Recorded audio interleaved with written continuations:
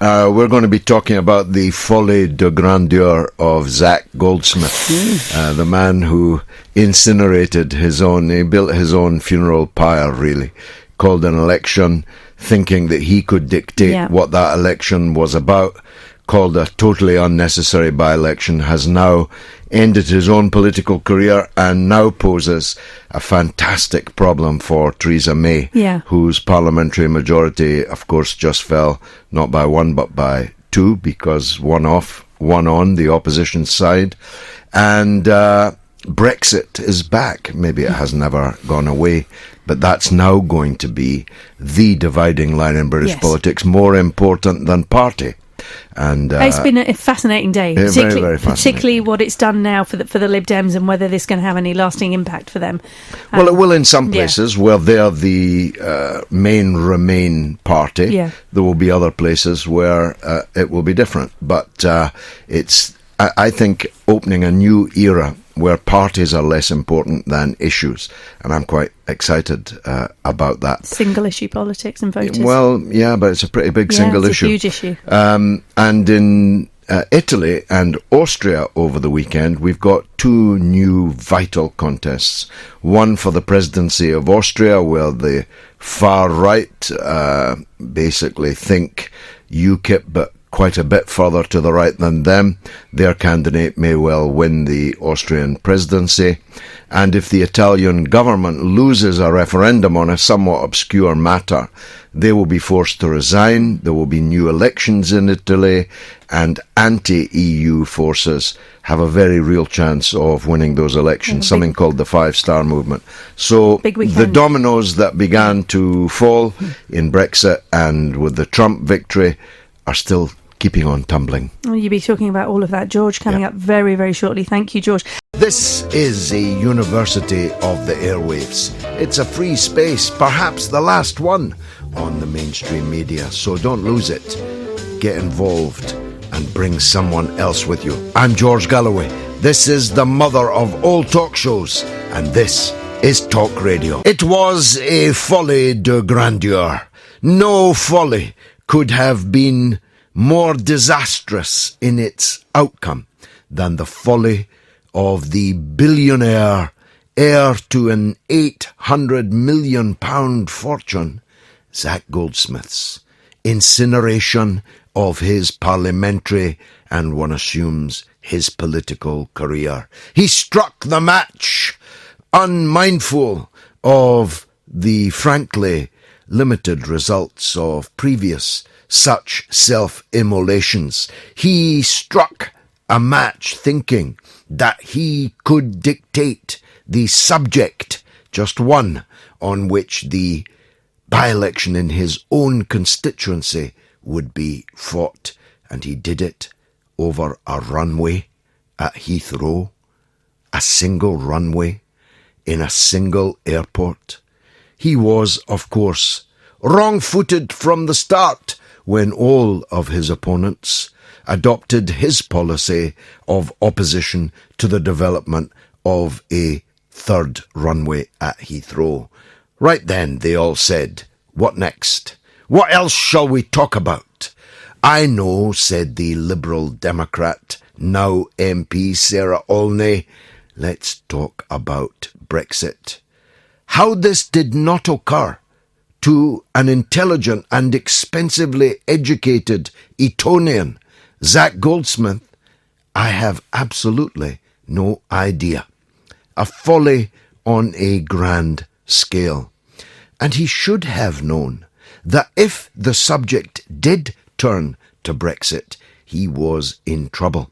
Because Richmond Park, and if you've ever been in Richmond Park, you'll know why, one of the most prosperous places on the earth, never mind in London, never mind in Britain, voted massively in favour of remaining in the European Union, whilst Zach Goldsmith, true to his principles and the principles of his late father, Sir Jimmy Goldsmith, founder of the Referendum Party, was a big Brexit man. How it never occurred to him that a dichotomy around the issue of the European Union would leave him in disastrous trouble, I will never understand. And we tried hard to get him on the show tonight to discuss it, but of course he's off licking his wounds. Luckily for him, as the heir to that £700 million fortune, and being married to a daughter of the Rothschild banking family, they'll not be struggling on their pay-as-you-go electricity bill any time soon. So he's probably on a jet now to the Caribbean to lick those expensive wounds. But was this really a victory for the Liberal Democrats? Is Tim Farron right when he says that his party is back from the dead? Hardly. Very few people in Richmond Park were really voting for Tim Farron, and fewer still were voting for Sarah Olney, a complete greenhorn with no political record and such limited political ability that at the first whiff of Thatcherian grape shot from Julia Hartley-Brewer on the radio this morning, she turned and ran, or rather was dragged by her public relations minders who knew that she was unable to stand up to Julia's questioning. Not that there was anything wrong with Julia Hartley-Brewer's questioning.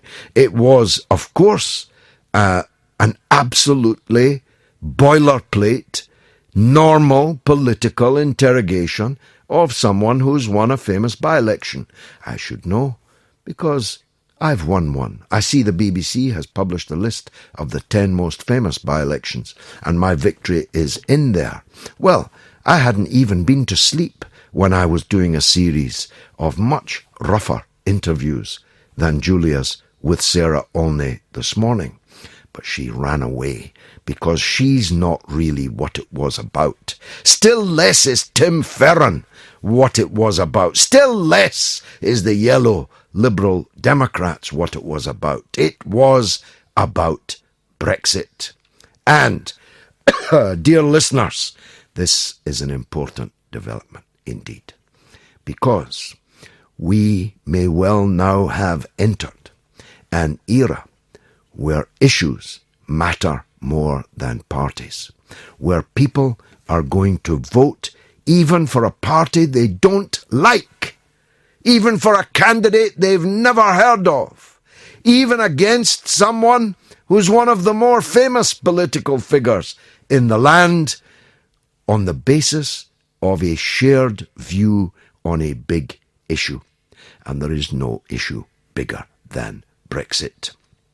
Now, it broke for the Remain side last night, and that will have big consequences in a week when Tony Blair moved his tank onto the lawn of the centre ground, as he describes it. He's going to put millions of pounds into a new institute, he hopes to call it, which will seek to create a coalescence of people of all parties and none behind the idea of wrecking Brexit, denying the very democracy that the Liberal Democrats are celebrating this morning. And that's why Julia's question was a very acute one. She asked her if, when the final deal over Europe is known, will you resign and create a second by-election, as you're demanding a second referendum on the issue of Brexit? And that was the point at which the new MP for Richmond Park had to run away. So it broke for them last night, but there may be other areas. In Manchester, very soon. In Liverpool, very soon. In Glasgow, very soon. There are many places, actuarially speaking, that are bound to have by-elections, in which, if Brexit is the issue, and people are voting on Brexit rather than on party, well, we're in for a few thrills and spills. Who knows, I might even throw my hat in the ring for some of them. So, a new era where issues matter more than traditional allegiances to parties. I say, bring it on. And I caution Mr. Tim Ferron, who's a decent enough fellow, but no national political leader, not to get too carried away with the result last night. As to Zach Goldsmith, I say, retire with your hundreds of millions and spend more time with your children and your family. So, we'll be talking about that, and we will be talking about an issue not unconnected at all with that.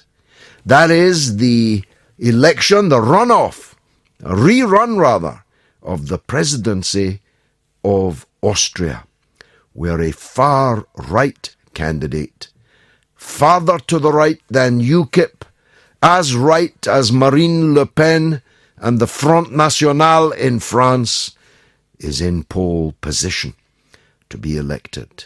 Who'd have thunk it? A neo-fascist elected in Austria. Who'd have thunk a tub-thumping right-wing demagogue could possibly come to power in Austria?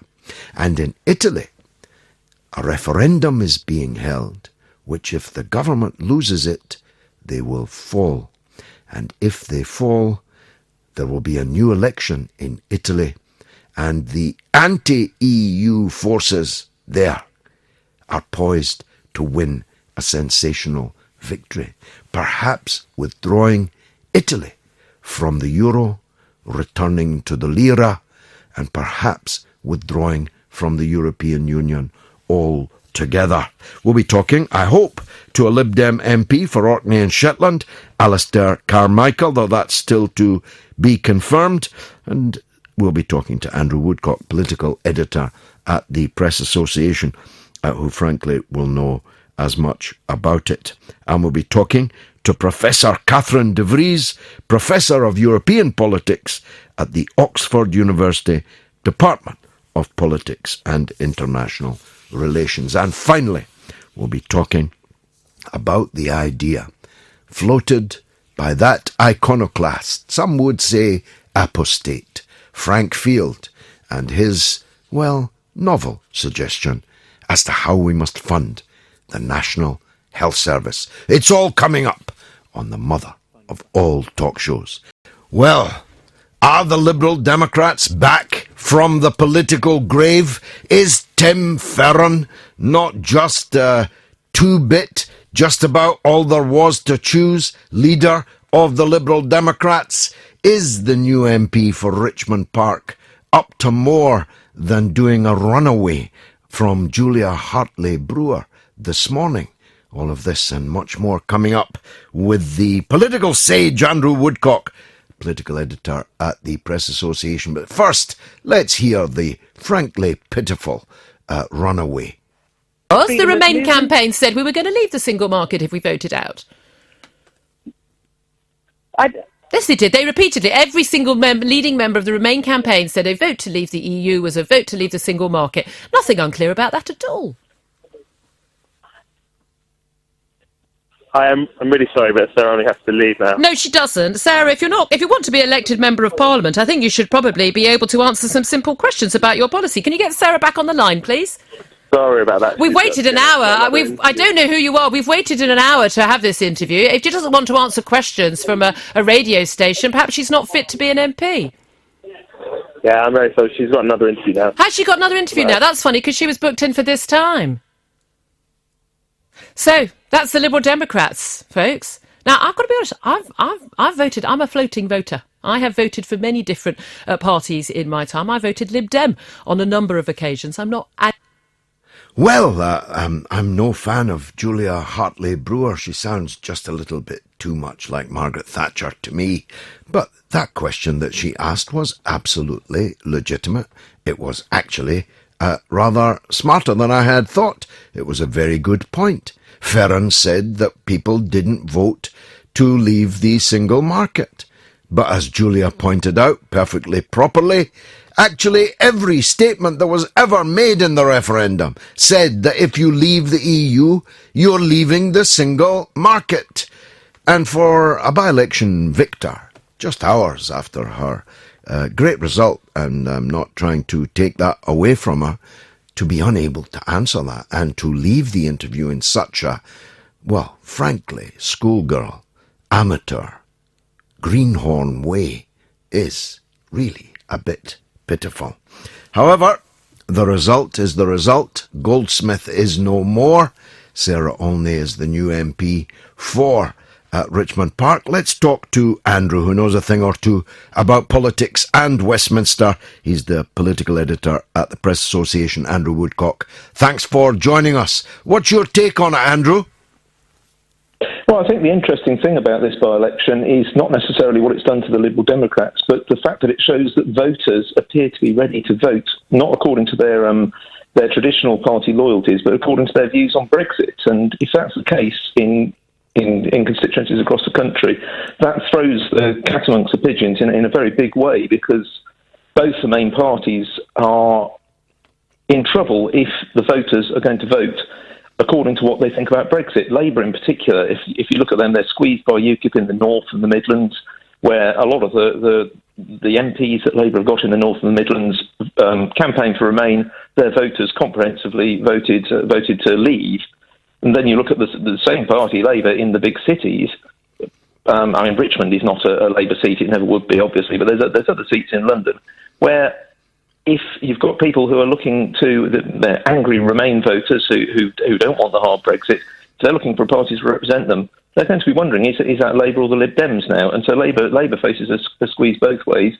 Conservatives maybe less so, because as things stand, I think probably Leave voters rather probably think that Theresa May is pretty much following the instructions that they gave at the referendum. But as time goes on, as the negotiations in Brussels get drawn out, then there'll be a lot of Leave voters who start thinking they're being betrayed, they're being let down, and both the main parties are facing the possibility of losing big chunks of their electorate. And as often, Andrew, this trail was blazed in Scotland. You see, when the SNP-inspired campaign to break up Britain narrowly lost, the big parties breathed a sigh of relief. But of course they didn't calculate that if all the people who wanted independence vote for one party, coalesce behind one party in elections, that party, under a winner-takes-all first-past-the-post system, can sweep the board. And that's why we got 56 SNP MPs on less than 50% of the vote. Well, that's absolutely. 45% is defeat in a referendum. It's a landslide in a first-past-the-post election.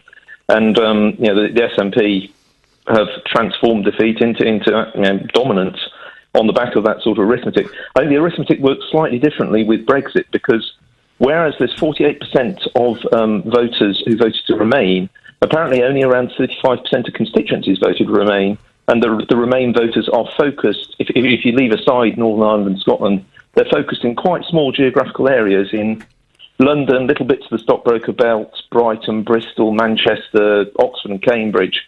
But the spread of votes across the whole country, or the whole of England and Wales anyway, there's a lot of constituencies where there's a majority for Brexit. So I think even if all 48% who voted Leave suddenly decide to switch to the Lib Dems, that still doesn't translate into a Lib Dem government by a long chalk. No, of course, and actuarially speaking, as we both know, we wish no one any harm, but as Nye Bevan once said, in relation to MPs and by-elections, where there's death, there's hope.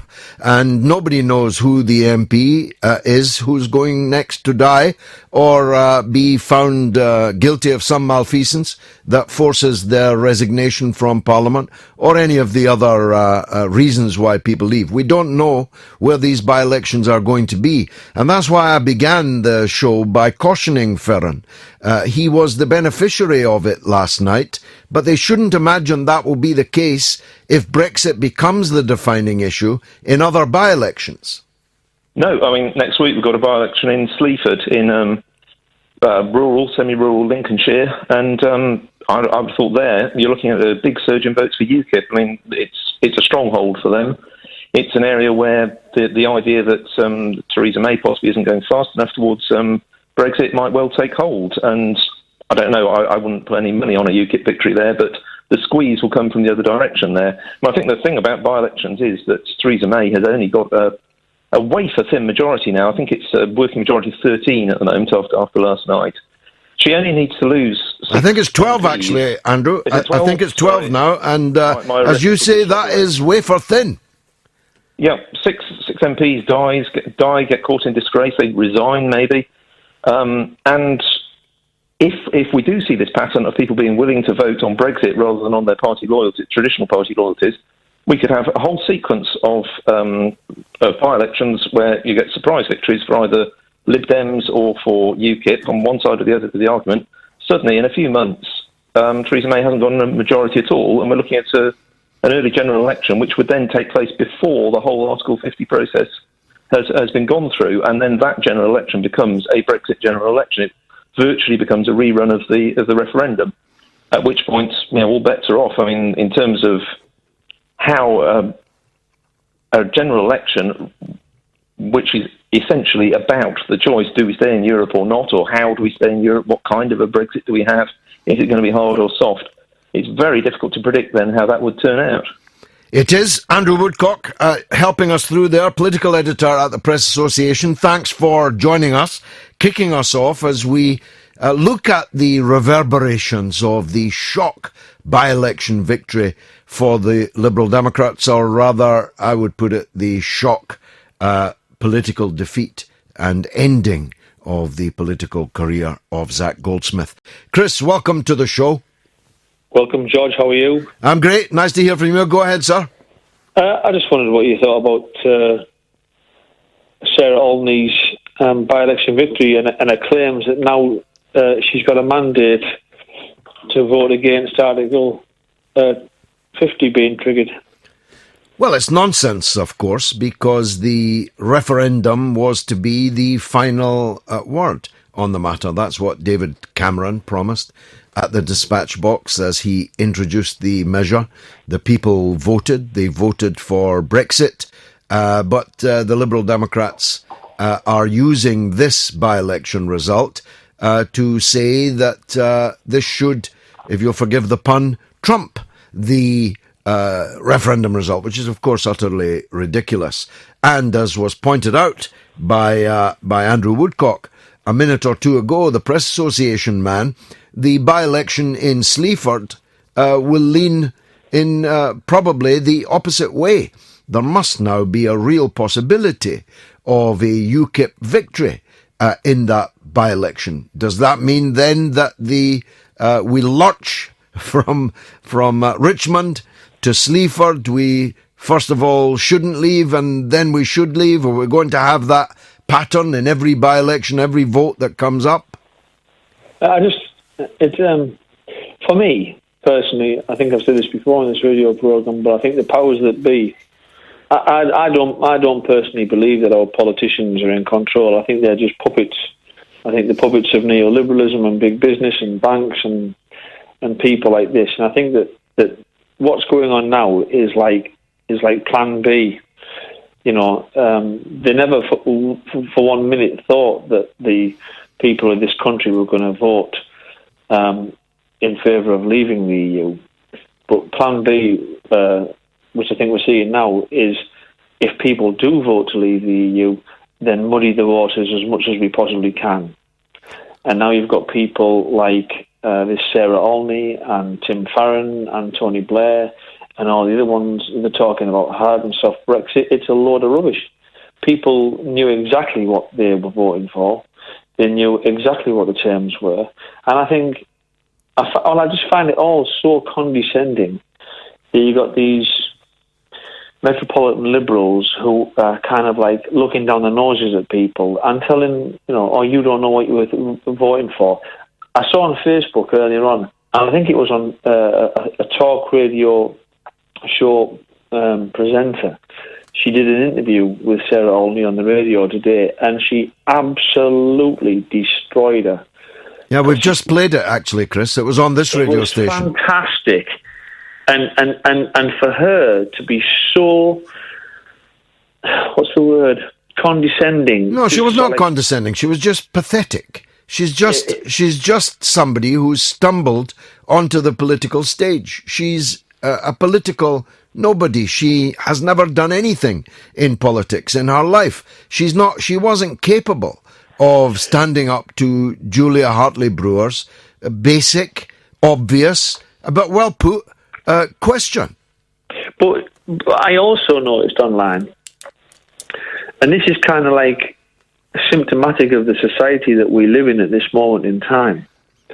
As soon as anybody sort of questions the line that the establishment tell us we have to agree with, suddenly we become either haters or this or that. And yeah, they call us names. They call us names. Yeah, they put labels on us. That worked for Hillary Clinton, didn't it?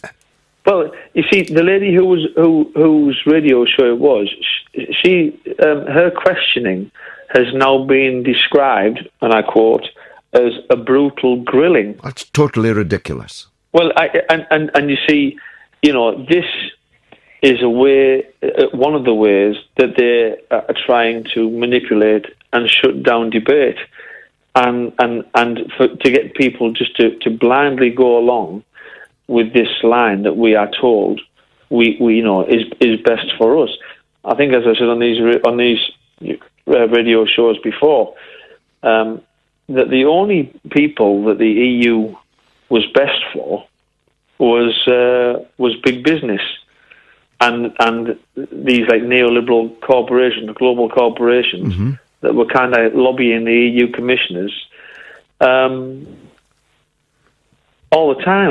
Rachel and I, my wife and I, we watched this program on TV about slavery in the 18th century, and it was heartbreaking.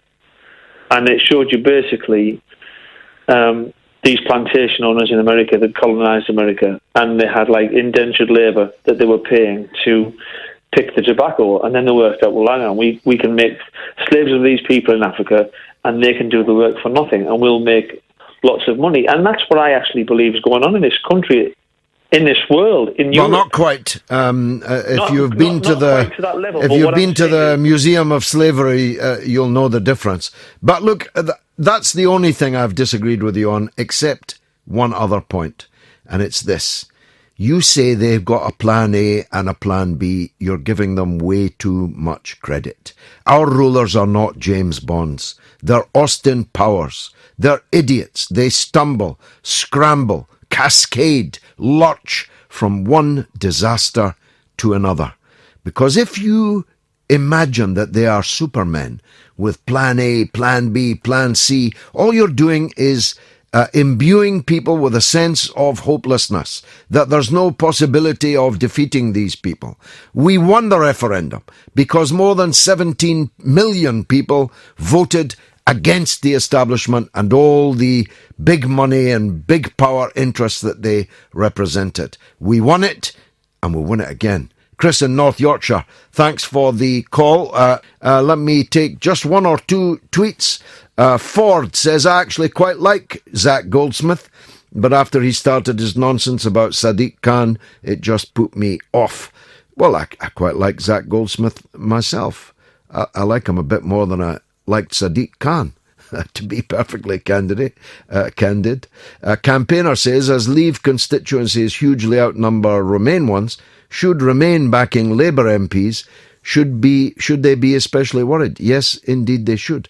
And Harris Khan says Goldsmith fought his campaign on a racist platform and lost. Well, he didn't fight the by-election on a racist platform. He didn't even fight the mayoral on a racist platform. He certainly got down and dirty on the issue of Islamist extremism, no doubt at all about that. But I can tell you for sure that Zach Goldsmith ain't no racist. Politicus Comedicus says the majority do not want Brexit. I'm not sure how you've quite divined that. And Liz McCann says huge concern that voters will turn to UKIP and Lib Dem and not Labour in its current form and disrepair. Liz, indeed, indeed. Here's a prediction. The very Liberal Democrats that are dancing tonight in Richmond Park will lose their deposit in Sleaford next week. There's a prediction. And by the way, I've started to do the National Lottery, even though I opposed its creation. LBC says Olney tried to funnel us into thinking we didn't know what we were voting for. Stupid woman. And Botty Head, says George, could you please explain why you favour leaving the EU? Well, go to YouTube and you'll see my speeches. And go to my website, georgegalloway.com, and you can read them. And a text from Ray in London. George, the Tory voters in Richmond voted Goldsmith out because they thought he was a traitor. Fact. Nothing to do with Brexit. What kind of a traitor? What are you talking about, Ray? And Mike Taylor says we should have invoked Article 50 the day after the referendum. That way all this infighting would have been avoided. Well, I did call for that exactly around about dawn that very morning. Paul Brown says, George, will you use this show to ask why hardly any Labour MPs attended the sanctions debate today, please? No, Paul, I need further and better particulars. I am speaking tomorrow in London at the Camden Irish Centre in Camden Square at 2 o'clock. You can come along and see me then. And I'm also speaking in Darlington and showing my Tony Blair film on Monday night. So come along to those, and a big thanks to all those who hosted me in Ireland over the last 5 or 6 days. Packed houses every single turn. Martin is in Doncaster. Not that far from Darlington. Let's hear from him. Go ahead, Martin. Hello, George. Good evening. And I think I agree with fully that this programme allows us the debate and the exchange of views that the establishment don't want us to have. Yep, so that's true. Great in itself. Yeah, I think I do believe we're witnessing the most monumental counter-coup against Brexit, probably emanating from Brussels, staged and backed by them. And their fifth columnists in Britain, Tim Farron and the like, being the major players amongst them. Tony Blair, of course, the most odious man in politics, unbelievably being allowed to spearhead some sort of a movement against Brexit. But I do think that these people, this political class, is so conditioned and institutionalised by 43 years of EU membership that they can't see a future without it. I think it's like the Stockholm Syndrome in their case.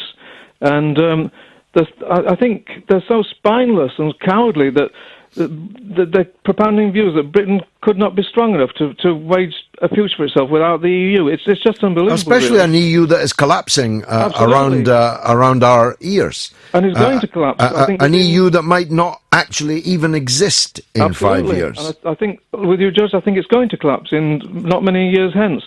But I've been examining those figures. You know, I've been interpolating them myself from the by-election last night. Yeah. So I don't think Tim Farron and the like should be crowing too loudly, because that in the referendum, that constituency voted 72% against Brexit. If you analyse last night's figures, that 72% has now declined to 50%. No, you can't do that. You can't make that extrapolation, because the turnout in the by-election was 50%. Yeah. The turnout in the referendum was 83%. Yeah.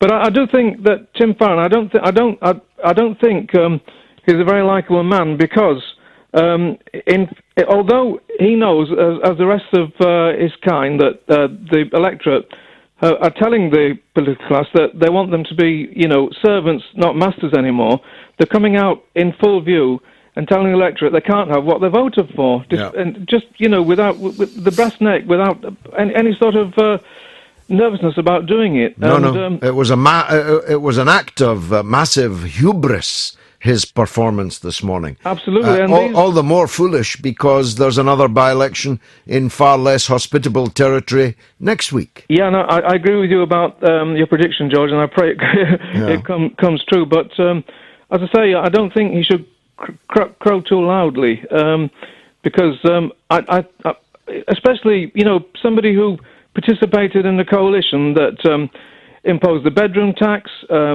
removed EMA from struggling students. I mean, who do these people think? Who do they think they're fooling? Not to mention tripling university tuition fees. Absolutely. After pledging in blood, he was one of them who Absolutely. pledged in blood that they would scrap tuition fees. Instead, they tripled them. Absolutely. I think he's totally odious, and I think that he's going to get a big shock come a general election. Well, I think so. I don't know if Goldsmith will hang around to have another go. Yeah. A 50% turnout, if it had been a normal general election turnout, I've no doubt that he would have won.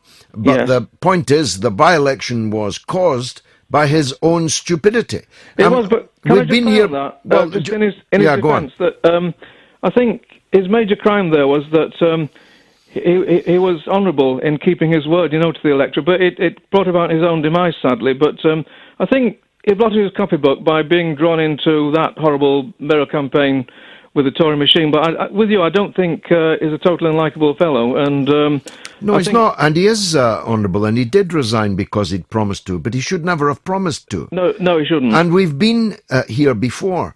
Another man I greatly admire, actually, David Davis, now back in the cabinet. I agree. He did the same thing. He resigned from his own constituency to protest about some anti-civil liberties measure, thinking he could keep the by-election on that ground. But of course you can't. And then, as last night, the other parties wrong-footed him by simply endorsing his view on civil liberties and then changed the subject. Absolutely. And he finally, came back with a much reduced majority Yes. and off the front bench, to which he never returned until a few weeks ago. And absolutely, and I think, and that again, probably cost him the Tory leadership, wouldn't you think? I think so. If he'd stayed there as the shadow Home Secretary and become the Home Secretary when Cameron first got in, then I think he would have succeeded Cameron, yes. I agree. And just finally on the by-election, I think these sort of plucky, hapless, hopeless amateurs like Sarah Olney that come along saying, I woke up one morning last week and thought it would be a good idea to enter politics. It's unbelievable, really, isn't it? Yeah, and on our first outing with Julia Hartley-Brewer, she was found out to be a complete amateur. Yeah. As you say, Julia Hartley-Brewer, one time I might have thought differently, but, you learn in politics that my enemy is my friend eventually, don't you, really? Well, I'll tell Sarah Olney this. If you thought appearing in front of Julia Hartley-Brewer was tough, why don't you come on the mother of all talk shows? Let's try and get her. Let's try and get her, Edward, for next week. Sarah Olney. Come and have a go if you think you're hard enough. You've scared them all off, George. Okay. Go on, George, finish. Last word to you, Martin. Yeah, as I say, I think the establishment, as you said earlier, I think they're hoping for this second day, but I think they'll get the same answer. Well, my view is this, that the majority of the people have spoken, and the result is final. Indeed. The majority of those who didn't vote for leaving the EU have accepted that it's final. But the richest, the most metropolitan, the most elite are the last ditchers. They are fighting a rearguard action. And if it were just about numbers, then we would have nothing to worry about. But as Tony Blair comes on to the political field, back to the political field, he knows that the Remain camp is supported by the richest and most powerful people in Britain, by almost all the newspapers, by the BBC, by the civil service, by the political class inside the Westminster bubble, and crucially, all of finance capital and the vast majority of capitalist interests in the country. That makes them a much more formidable, much more dangerous beast. But beast they are, Martin. And indeed. I think that we will put them to the sword. Thank you very much indeed for that, Martin in Doncaster. Now, Asa says, I can't believe Farron is claiming a mandate from a result in Richmond with a 50% turnout, a point I've just made, thanks. Max says, choosing between Goldsmith and Khan is like choosing between a koala and a snake. No contest, really. I don't think Sadiq Khan is quite as cuddly as a koala. Frank Dillon sends an email. Can you tell me why Theresa May got such an easy ride when she was in charge of the Home Office, overseeing the worst immigration figures ever? Well, it's certainly true that for a government that pledged that they would reduce net immigration in Britain to the tens of thousands, but in fact have seen it rise to last year over 300,000, it is a spectacular failure if that's the goal that you have set yourself. Frank Kelly says Olney seems a bit of a non-entity. Politicians seem so divorced from reality. Why can't we have working class from throughout the country? Well, I'm sure she's reasonably typical of the people in Richmond Park, who are very nice people, very civilised people, but hardly typical of the people of Britain, I can assure you. Now, let me just see if I can get any more of these tweets up. I'm not sure that I can. So let me summarise the first hour and look forward to the second. We are talking about a political earthquake. No one's disputing that. An MP with a majority of 23,000 puts himself up for re-election on the narrow issue of a single runway in a single airport in Heathrow, and imagines that a grateful public will applaud him back into the House of Commons. But he ought to have consulted more widely. If he'd consulted me, I would have told him that keeping the by-election to the Heathrow runway issue wouldn't last 5 minutes. The others will simply endorse your view and change the subject. And that's exactly what they did. But it probably means that we are entering an era where parties won't matter nearly as much in elections, particularly by-elections, than the great issues that they confront. People will vote for parties they've never voted before and may never vote for again, just to send a message on the great issues of the day. And frankly, I say hallelujah to that. As someone who supports leaving the European Union, I have no problem at all about every by-election now being fought on that ground. Not only do I think that my side would prevail, I think it's part of a redrawing of political and ideological boundaries between right and left all over the world. And we'll be talking more about that and much else in the second hour. We're about to turn to Austria and to Italy. Of course, former partners in the axis of evil in the Second World War, and maybe about to send a seismic shock through the European continent. And guided we will be by a learned professor, Catherine de Vries, Professor of European Politics at Oxford University. It could only happen on the mother of all talk shows. Now, who'd have thunk it? Austria has produced a tub-thunking right-wing demagogue who is shaking everyone in the political system in his country. He probably ought to have won the Austrian presidency, which is a kind of titular, not very powerful position when it was first run, but it's had to be run again. And the battle is this coming weekend, and nobody is betting against the defeat of the far right. And the same weekend, this weekend, there's a referendum in Italy that might bring down the Italian government and force new elections, at which anti-EU forces, the Five Star Movement and others, may make very substantial gains, may redraw the political map of Italy and thus cause further shock to the EU political system, which seems to me to be beginning to collapse. But let's hear first from the expert, Professor Catherine de Vries, Professor of European Politics at Oxford University's Department of Politics and International Relations. Professor Catherine, thanks for joining us.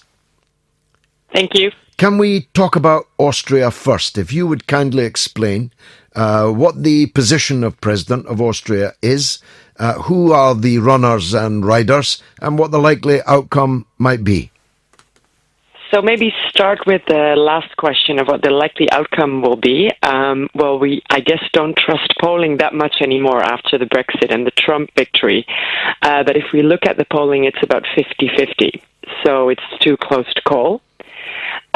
So Norbert Hofer is the head of the FPÖ, as it's called, so the Freedom Movement or Freedom Party in Austria, and it's a radical right party that has been around for a long, long time. Actually, about 20 years ago, the EU put forward a commission of three wise men when it actually first entered government and tried to unseat that government. It didn't succeed, so it has now said that it won't interfere if this man will win the Austrian election.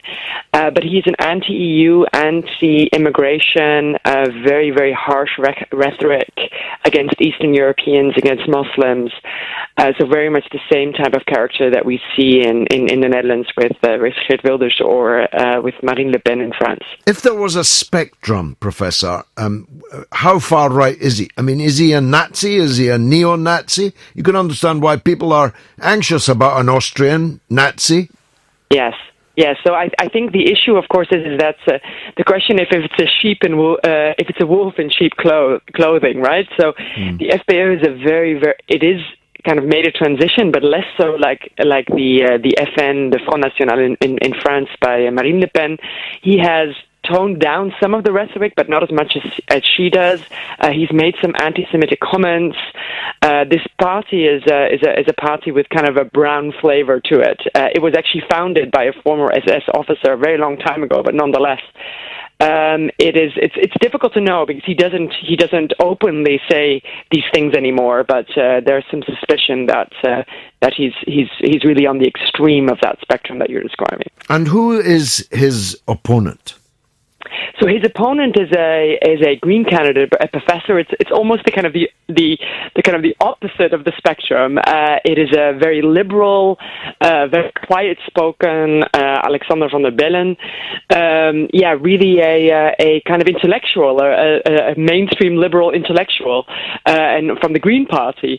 So exactly the kind of candidate that Norbert Hofer kind of disagrees with.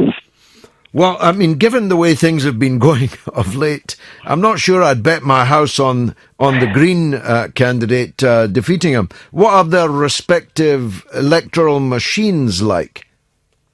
So it's very difficult to know because what you see in Austria is kind of probably a pattern that you see across Western or continental Europe is a fading out of mainstream parties or kind of a clearing of mainstream parties and people moving to the extremes. So the Green Party or sometimes also some kind of far left parties have actually done quite well. You can think about Podemos in Spain or Syriza in Greece that have actually won against the Social Democrats. And that's the same in Austria at the moment, that actually this party seems to be, or this candidate was more popular than the Social Democratic candidates. So, it's really interesting that you see these kind of fringe parties on both of the sides of the spectrum emerging, and especially in kind of more open electoral systems, so not like the UK where it's kind of first past the post. You see these kind of extremities having developed already quite early on from like the early 2000s, but now I think they've reached a pinnacle. And what's the media coverage of the election? I mean, is it no holds barred? You're a Nazi, you're a commie. I mean, is Austria a more civilized polity than ours? No, I think also I have to say I'm also an immigrant that came to the United Kingdom. I'm Dutch by origin, and the first time I opened British newspapers, that's kind of a tone that we're not very used to in continental Europe. I say it might be changing slightly, but no, it's probably a little bit less in kind of commie-Nazi, but it is kind of very worrying. I think someone like Hofer has also said that if he doesn't win, there will be a civil war against immigrants. He's used a lot of language, which is, kind of maybe instigating violence, very similar to what was said about Trump, and perhaps in less extent also about Farage. His position, the position of President of Austria, is not in itself a powerful position, is it? It's a symbol. Yeah, it's symbolic. But I think, of course, the issue is one can always... Yeah, so it's not like the executive, like the president of the United States or a French president. It's more like the German president that also exists, but it's kind of a formality. He doesn't get directly elected, or he or she doesn't get directly elected in Germany, but does get directly elected in Austria. But you never know, right? You can kind of, kind of look out at the extremities of what the Constitution allows you to do. And also the question, I think, for many people is will this, because of the mainstream party being less successful in Austria, will this be a possibility for the Freedom Party to actually show that they can govern to some extent and therefore become even a more credible option for voters to... That's what they said about Adolf Hitler, another Austrian. Well, I guess let's give Mr. Hitler a portfolio in the Reichstag and draw him into the system. I mean, if these people are really far right, if they are essentially neo-Nazis, then allowing them a foot in the door would be very unwise. Yeah, well, the thing is, it's interesting. If we take Austria and go back in time, so that was that other kind of in the mid-1990s that I just talked about, so about 10 years ago, that you had the Freedom Party at that time being led by Jörg Haider. He died, didn't he, Haider? He died in a car accident. Yeah. Well, very, yeah. It's there's also conspiracy theories about that, but nonetheless, I think what came out of the report was that he drank too much and he died. But that's been a kind of suspicion among right-wing Austrians. But the coalition then of the kind of Conservative Party and the Freedom Party was a big success, in the sense that it showed for kind of mainstream politics in Austria, because it showed that the Freedom Party was unable to govern. But I guess the problem is that now they've learned, I presume they have learned from that situation, so that won't happen again. So I agree with you. I would be quite fearful of that type of party getting some form of executive power. Now, before we turn to Italy, which we'll do after a break for some capitalist messages, my wife is also Dutch, and so I know the Wilders phenomenon very well. He's going to make a bid for power very soon, and of course the French election is coming up very fast.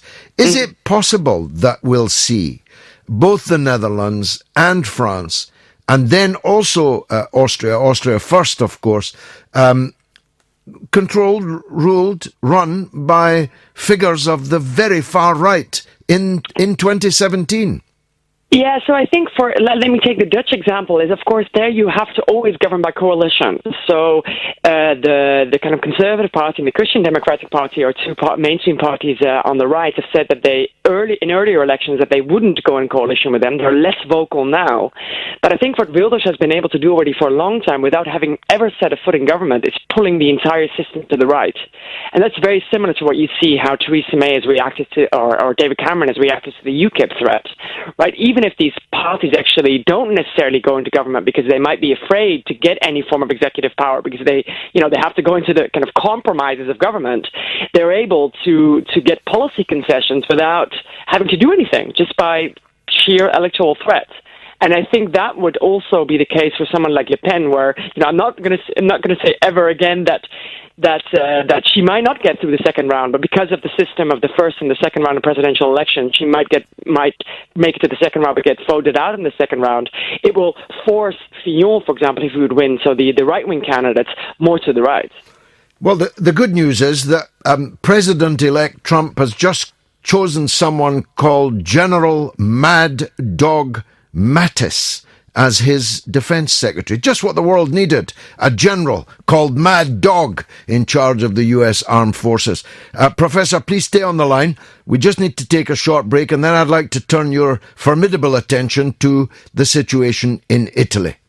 I'm being helped across this tour de horizon of right and far right political parties and their respective challenges for power by Professor Catherine de Vries, a professor of European politics at Oxford and a very good expert she is too. Professor Catherine, thanks for staying on the line. Let's turn, if we may, to Italy. Would you kindly explain what this referendum is about and what the implications of it would be were the government to lose it?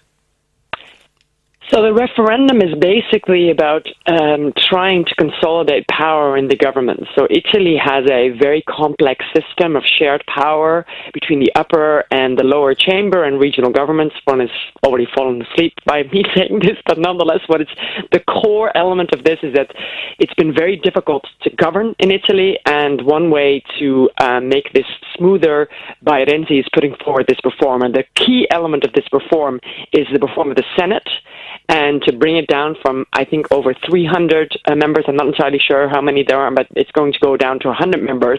And what's interesting, for a country that's not necessarily doing that well economically, Italian MPs are paid the most in entire Europe. So they're paid more than in Westminster. And this is actually something that Renzi's put forward and said, well, maybe we should pay less to having that many parliamentarians and try to keep focusing on government. But it's a very unpopular referendum because it's seen as, by his competitors, as him trying to seize power. Yeah, to consolidate more power in the prime ministership, isn't it? Yeah. And he's not a prime minister greatly loved. No, he was also not a prime minister, of course, who was elected, right? So we've had about a third Italian president that either came in through the IMF or came through intrigue in the own party. So this is actually his first electoral stake. And we know very often in referenda, and that's been partly the case in the Brexit referendum, but also in other referenda, that referenda are not only about the issue at hand, but they're also a popularity context about the government. And Renzi is not particularly popular. And how are the polls looking for him in this case? Yeah, so that's actually difficult to know right now, because in Italy there's a rule that you're not allowed to poll the last 2 weeks before the election. Might be actually not that bad given the recent kind of Trump and Brexit debacles on polling. But what it looked like before, at least, that was going to be a landslide for no, so i.e. that he was going to lose the election and lose the referendum. And that's, I think, also what the majority of pundits think. And if that happens, what will happen next? Yeah, that's unclear. So Italy has kind of a tradition of caretaker cabinets. It's been, like a very unruly country in the sense that it's had a lot of cabinets breaking down. And then sometimes you can have an expert cabinet. The president could put that forward, not for, a lengthy amount of time, but for a year or so in order to kind of stabilize the markets. The other thing would be that there could be a quick election in January. And if there was a quick election in January, and my money's on all of these things, by the way, I'm betting that the right wing win in Austria, and that the referendum is lost, and that there will be an election, and that the current governing coalition will fall. Where do you stand on that? Yeah, I think it doesn't look good. I mean, we don't know yet how the referendum is going to be spinned and how the campaign is going to be put forward. But if there will be a snap election, it looks now in the polling that the Five Star Movement, right, that's the party of the comedian Beppe Grillo, will do extremely well. But also the Lega Nord, so that's the party that's very anti-EU, anti-immigrant, and actually wants separation. I mean, they used to, not maybe so much anymore, between the north and the south of Italy, that those two kind of more radical parties are going to do well. Interestingly, with the Five Star Movement, it's very difficult to know if they're right or left. It's a combination of all kinds of people with different, it seems like, it's very difficult to know actually what they exactly want to do. Well, I don't know why Italy should be the only country in Europe not ruled by a clown. And he will do very well, I think. And precisely for that reason you've just identified. And this is part of, I realize I'm going beyond the brief we asked you to speak to, but it's part of a redrawing of what left and right actually means. Yes. You see, you could be the most right-on liberal, But if you're in favour of the EU, the euro, globalisation, and so on, well, are you left-wing or are you right-wing? Yeah, so what you really see, and I've done actually, this is not bad at all because I've done some work on this. For example, in the Netherlands now you can predict if someone is left or right better on immigration than on economic issues. So it actually doesn't say much about the labels left and right. They don't really mean that much anymore. And I think what you see in what all these type of parties also have in common is actually maybe something beyond ideology. What it really is about political outsiders, although they're not necessarily outsiders, but that's the way they portray themselves, wanting to just kind of say that there's a kind of out-of-touch elite of insiders that are catering towards banks, to big companies, to the EU, to migrants, and that's what they want to. That kind of anti-establishment sentiment is what they want to put forward, and then they often just pick and choose strategically which issues to highlight. And he'd be the Trump in the Italian election, wouldn't he? Populist, outsider in more ways than one, and more ways than Trump. I mean, Trump is an exceedingly rich creature of the oligarchy in the United States, but somehow has managed to channel people's hatred of that oligarchy into support for himself, whereas Beppe is genuinely an outsider. Yes. Exactly. And I think also he is very good in playing the media, right? I mean, that's what he does for a profession also, and just kind of looks very different, not in a slick way, right? And not in a media training kind of way, but in a kind of natural way, and I think that comes across to many people. And I think you also have to realize is that Italy is a country that has, that a lot of, at least how Italians view it, has seen much of the burden of the euro, is not doing particularly well by that. That's an issue that they put forward. They want to have a referendum on the euro, and they're in big trouble economically with banks that can't pay their debts, and I think that's something that he's putting forward, and he's just kind of saying, well, these politicians are not able to deal with this. Let's try something else, and I think that's a message that's resonating with Italian people for better or worse. And if they have I know we're going a few ifs here, but if they have a referendum on the euro will almost certainly lose it. And if there is a losing referendum on the euro in Italy, why wouldn't there be one in other places? And thus the EU that Tony Blair wishes so avidly to defend might not actually be there in a very short time. Yeah, so my book that I'm writing on and that will forthcome next year is on Euroscepticism and expecting on the kind of the future of European integration. And I actually share your pessimism. I'm perhaps originally mine is optimism, Professor. But you could call it pessimism if you like. Exactly. It depends on what you look like. But in terms of the fact that we're entering a new stage when it comes to when it comes to the EU, and I think it's in serious trouble. It's under assault of these populist parties on the left or the right. It has major issues with the euro, right? That is benefiting some countries in the north. It's not benefiting countries in the south that are not able to devalue their currency.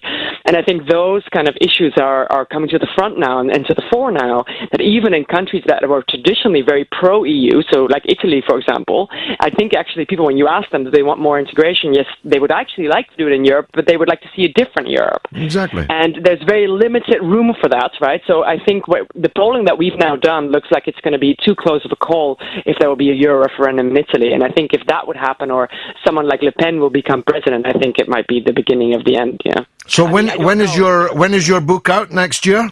Yeah, next year. I'm finishing at the moment. So yeah, exactly. So I look forward to that, and I hope you'll come onto our shows to talk about it. Sure. Fantastic, absolutely spellbinding, Professor Catherine de Vries, Professor of European Politics at the Oxford University Department of Politics and International Relations. I don't know about you, but I thought that was a terrific tour of the European horizon. Jane A. says similarities could be drawn, along with a sword, George, between Crooked Hillary and Blair. Indeed, very, very many similarities. Overlaps, in fact. And Banachek says Goldsmith would have at least kept his electoral promises. Khan is breaching his whole manifesto already. Don't get me started. And a texter says, George, 650,000 more immigrants into the UK under May. How can our NHS possibly cope? Everyone blames our old people for getting too old. No one ever blames the real problem. Yes, Mr. Texer, but you're, I suspect, not blaming the real problem either. The real problem is not the migrants. The real problem is the failure to spend the money on a national health service that our people need. In fact, we spend far less, 30% less on our health service per head of population than they do in France. And that's the real problem. Of course, I'm absolutely opposed to unlimited immigration, but I will not allow you to imply that our NHS is in a bad way because of migrants, because that is untrue. Big Al, says, George, we as a nation vote, and if it's the wrong person or the wrong decision, we as a nation are to blame. Why do we all blame someone else for something we voted for? We should all take the blame for our own mistakes. On a plus, I respect how you put forward your views both on the radio and to the press with proof. Thank you very much. Al, I appreciate that. Odoc says, I wouldn't call Le Pen far right. Her father, yes, not her though. Oh, well, come and have a go on that if you think you're hard enough. I'll tell you how far right she is. We're talking later in the programme about the NHS aforementioned. We'll look at Frank Field, the apostate, some might call him a traitor, idea that the NHS should be funded solely by national insurance contributions, which sounds like a recipe for spending less on it rather than the more that we actually need. We'll also be talking to the victors, at least provisional victors, of the Durham Teachers Association strike. You'll recall that we discussed that a week or two ago, and the horrendous Thatcher Plus plan to sack thousands of teachers, teaching assistants in Durham and re-employ them on 23% less wages. Now let's go to Guy in Stoke about fascist sentiment in Britain. Go ahead, Guy. Yeah, hi George, good evening. Good evening to you. Yeah, I watched the BBC programme last night, and all too often there's getting more and more comments which they accuse every single problem in the country is a direct consequence of the number of migrants in the country. Now, last night they were saying that they couldn't get the kid into a school, even though in my city we had 17 high schools. They've been reduced to 14. I'm sure that's not because of the Romanians. They can't get a doctor, visit a doctor. They can't get to A&E. They can't. Whatever the problem is, it's a migrant cause, and it's distressing that nobody seems to be putting an alternative solution or cause of the problem, and they all seem to be cheering ecstatically that someone's identified as, the train was full the other night, and it was full of these non-Anglo-Saxon people, and they're not smart enough to realise as if all those customers weren't on the train, they'd have one less carriage, and it would still be packed. And I'm just worried that we're slipping down a slippery slope, and are we that far away from fascist ideas, be it nobody dares to call it that? Well, I think we're far away from that, and as we've just been discussing the European mainland, it's ironic indeed, as Jay in a tweet has just pointed out, the irony in the future may be that Brexit saves us from being in bed with far-right fascists on the continent, and he's right about that. There is no possibility of a fascist party being elected to govern Britain. But there's every possibility, maybe probability, that fascist governments will rule in mainland European countries. And those that are not openly fascist are dragged farther and farther to the right by the presence of large-scale organised fascist formations that attract millions of votes. We don't have that. The Tories are not fascists. UKIP are not fascists. The fascists in Britain are a minuscule and declining force. They go out of business. The EDL, the BNP, Britain First, a whole alphabet soup of would-be Hitlers have all gone out of business in Britain, literally out of business. On my Sputnik show on RT tomorrow, I'm interviewing the son of one of the real fascists that used to exist in Britain, Francis Beckett, his father John Beckett, along with Mosley and others, were organised and hoping that the Second World War would put them in power as a Nazi government in Britain. We are a million miles away from that. Now, on the points that you made at the beginning, Guy, of course you're right, or at least half right. You see, the real answer to the pressure on rents and the pressure on the housing market is to build hundreds of thousands of new council houses. The real answer to pressure on school places, on appointments at the GP, on hospital appointments, the real answer to the pressure on the NHS is to tax the richest people more, to stop spending hundreds of billions of pounds on weapons and war and spend it instead on the things that people need. All of that is true, and you and I are at one on that. But we don't have a government that's going to do that. And therefore, the huge stream, 300,000 last year, of new arrivals, 250,000 of them, doing as they're fully entitled to do, coming from the European Union and coming to work in Britain, drives down wages, puts pressure on houses, puts pressure on health, puts pressure on school places. These are inescapable facts. So under capitalism, and that's what we live under, it's very foolish to think that it's left-wing to be in favour of ever larger increases in the labour force. Don't you agree, Guy? Well, I hear you. I hear your argument, George. But I caught the train on Monday night at New Street at Birmingham, and it was packed. People were standing. It was like sardines. There were many, many voices in that train which weren't speaking English. Now, that's their right. Birmingham's the second biggest city.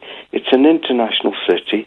We're in a multicultural country. Of course it's their right. But how far is it for someone to go on that train and complain on the BBC to that audience to say, I couldn't even get a seat on the train the other night because it's packed of these immigrants. No, but they would have all cheered and clapped and thought he was the Messiah and he'd worked it all out. And none of the 5 panellists there was only one panellist there who did it utmost to try and give an alternative. Well, if I'd been on the panel, Guy, I'd have said the reason the trains are in chaos is because Thatcher privatised them and Blair and Brown refused to take them back into public ownership, preferring to give 3 times the amount of financial subsidy to buccaneers like Richard Branson and the rest. That's why the trains are in a mess, not because the language that the people that are standing in the train happen to be speaking.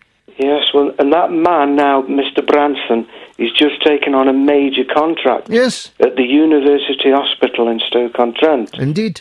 Many, many departments of that now hospital have been given to that guy, presumably because he can run it and make profit.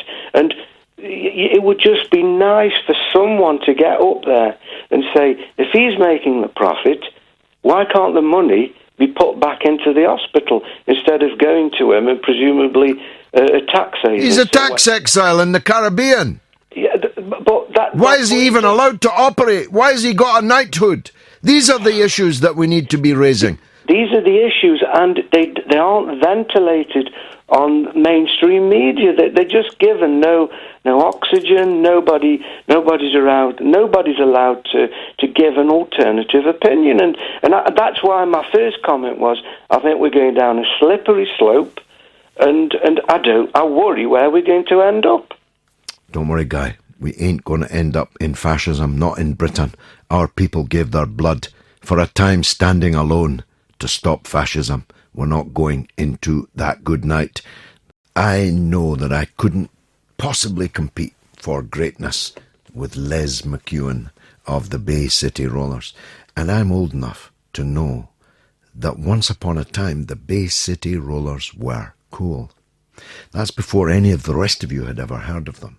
They were a cool band touring the dance halls of the east coast of Scotland. They had a singer who left just before they all became millionaires, called Nobby Clark, and the girls used to tear the shirt literally off his back, and he was quite a star.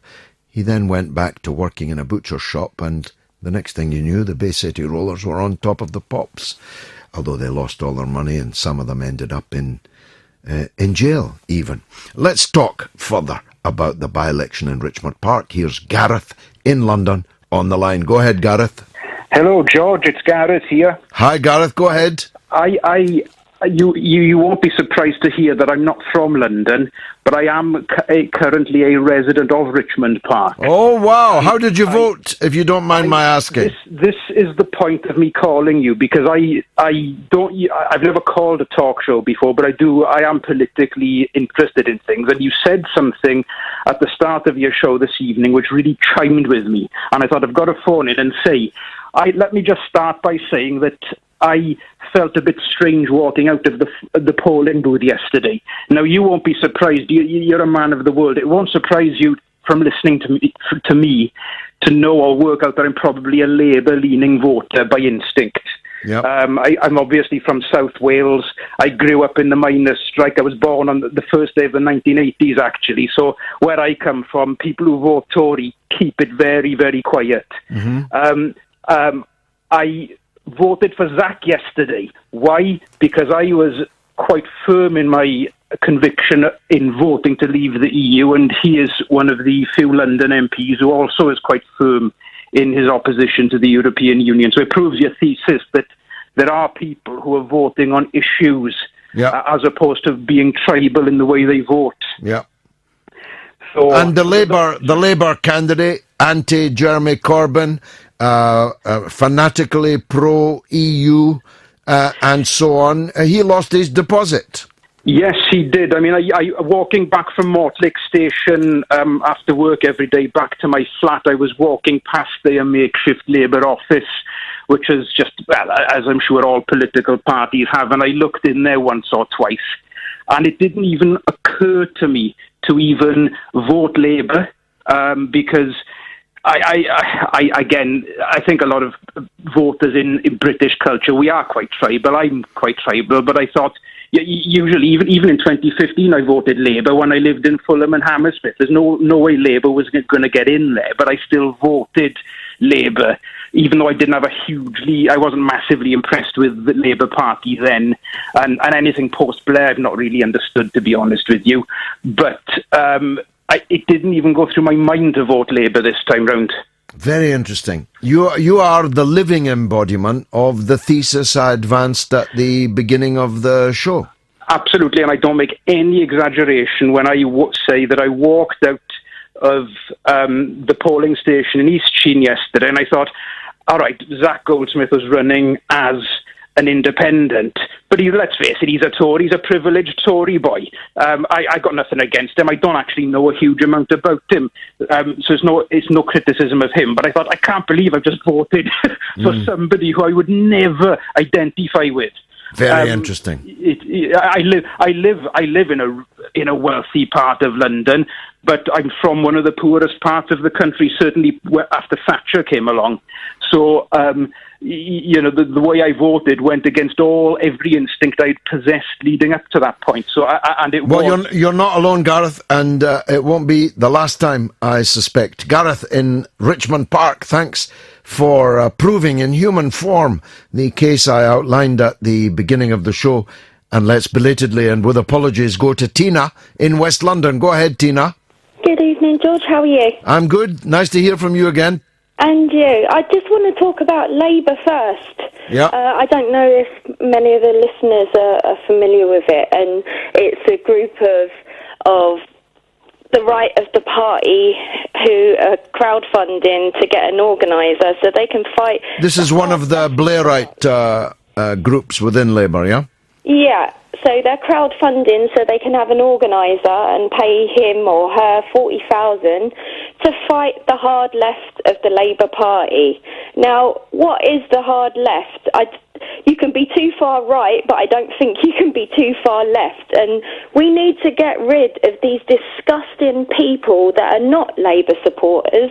They never were Labour supporters. They're just careerists jumping on a bandwagon, and we need to get rid of them because they need to fight the Tories, but they don't want to do that. They just want to fight Jeremy, and we need to get rid of them. And Tom Watson, deputy leader, who I voted for, it's disgusting. I actually voted for him, and he's generating support for this group, and we just need to get rid of them. We need a Labour government in this country. People are dying every day.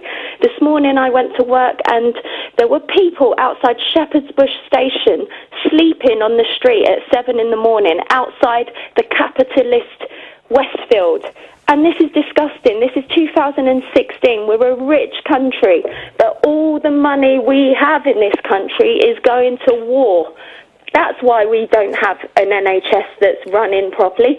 That's why we have a crap education system, because they're not investing in children or our futures. They're just investing in war so they can make these rich capitalists and corporations rich on the back of our hard labour. And we need to stand up against these people because they are destroying the people and this country, this great country, George. Now, Tina, in the week, we didn't make it a special subject, but as you bring it up, we should discuss it. 150 Labour MPs backed Tony Blair in a vote in the House of Commons as to whether the Parliament should ascertain whether or not he lied to them in the run-up to the Iraq War. Thus, and of course, only 2 or 4 voted against it. 2 or 4 Labour MPs. I say there's a doubt because I don't know who the tellers were on the no lobby. But the reality is they established again that Blair and Labour and Blair are a political synonym, that they are the same thing. That's hardly going to pack them into the voting lobbies when the election comes, is it? Of course it isn't. And I run a political support page for Labour, for Jeremy Corbyn's Labour, not the Blairite Labour. We need to go out there, and we're doing this every day. We are campaigning every day to change people's views. They think Jeremy Corbyn is unelectable. He's a scruffy school teacher. This is a man of principle, and you don't judge a man by how he dresses. You judge a man by his values and what he says. And what he says, he wants to renationalise, as you were saying earlier, George, the railways, and stop giving all of the profits to vile capitalists like Richard Branson, who's taken over the NHS. 7 contracts, I believe he has, to run different services in the NHS. You talk to your average person on the street and you say that and they're like, what? He does trains and he does planes. How does he know about the NHS? People are unaware that there is a backdoor sale of our NHS that was created out of the war by the lovely Nye Bevan, so you can be cared for, cradle to the grave, and it's being destroyed and sold off. And we've got to stop this, George. So we have to be out there every day educating and telling people we need to vote for change. We need a massive change. The poor and the vulnerable in society are suffering every day, and we've had enough, and we are standing up. They say Corbyn, it's just a rabble of left-wing, tree-hugging, sandal wearing, patchouli. I'm fed up of it. I'm fed up of the Labour right. We need to get rid of them. We need to get grassroots people in their jobs who want to do the jobs for the people. They don't want to do it for a career. They want to make change for everyone. And this, I'm very passionate about this. Well, Tina, if every Labour member was as passionate and eloquent as you, they'd be in a much better position than they are now. But yeah. I've got to point out a very uncomfortable truth to you. Yes. The principled thing for Jeremy Corbyn and his few friends in the Labour leadership to have done this week was to vote for the investigation into Tony Blair. But they did not do so. They were all absent. And Jeremy Corbyn's life-of principle is one of his greatest electoral assets. Yeah. And he should very, very carefully consider whether behaving in an unprincipled way, whatever the odds, is the thing to do. And he made, in my opinion, a very grave error of judgment in departing the House of Commons, leaving the field of battle, and not voting for the investigation into Tony Blair. I agree with you, George. I don't have anything to say other than I totally agree with you. God bless you. Thank you very much. Tina in West London. Asif says, George, I confess I'm from a privileged immigrant background and voted Remain. Nevertheless, I accept the will of the British people, and Brexit must run its course. However, I hope and pray that people like you on the left shape and formulate the landscape of post-EU Britain.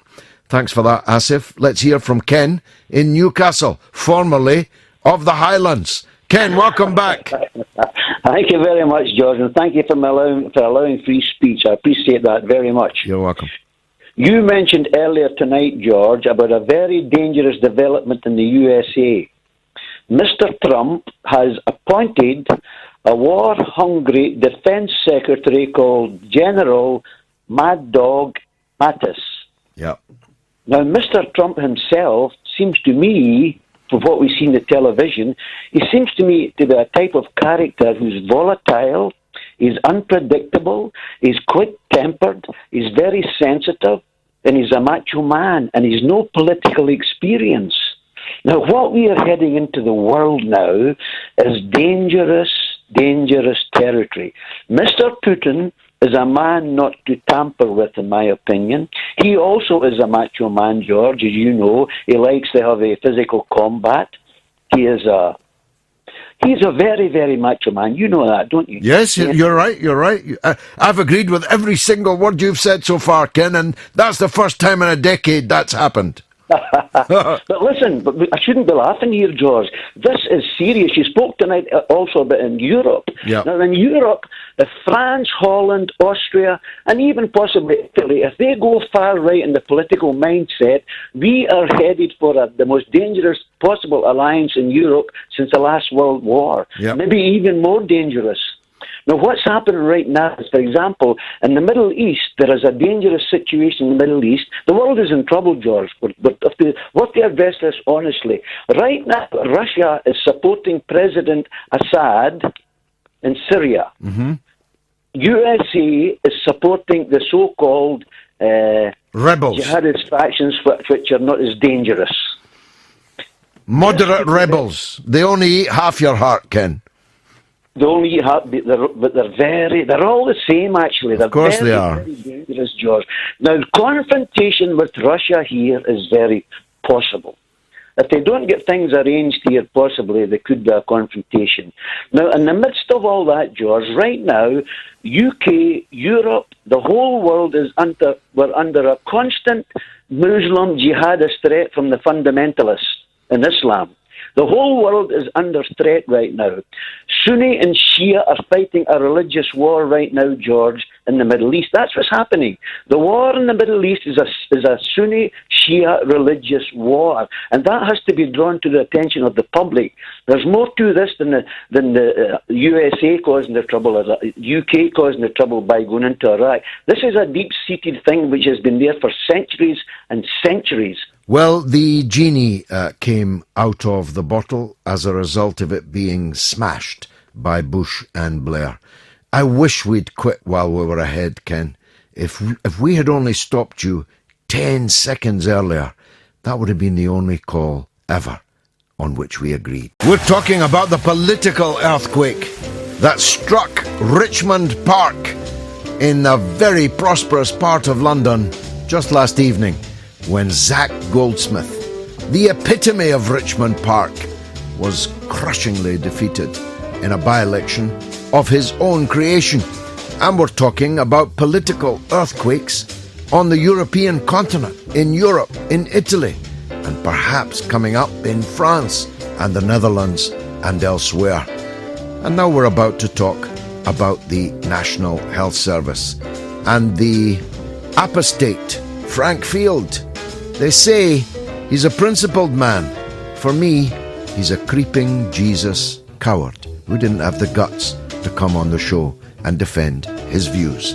All up next. Now, you see, when I hear people say the National Health Service isn't working, I almost always am right in concluding that they're saying that because they don't actually want the National Health Service. When they say it can't be afforded, they actually mean we should go down the American road, where the ambulance man has to feel for your wallet before he feels for your pulse.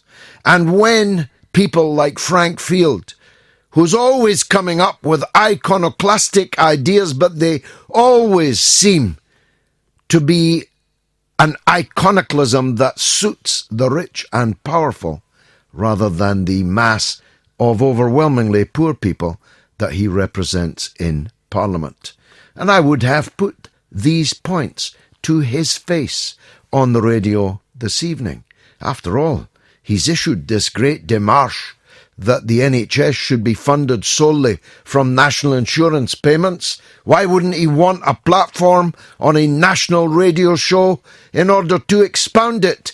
As a matter of fact, he did want that platform until he found out he'd have to be answering questions from me.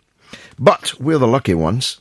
We have got in his stead Deborah Harrington, Policy Advisor to the Executive Committee of the National Health Action Party, on this subject of Frank Field and the wider issues of the NHS. Deborah, welcome to the show and thanks for coming.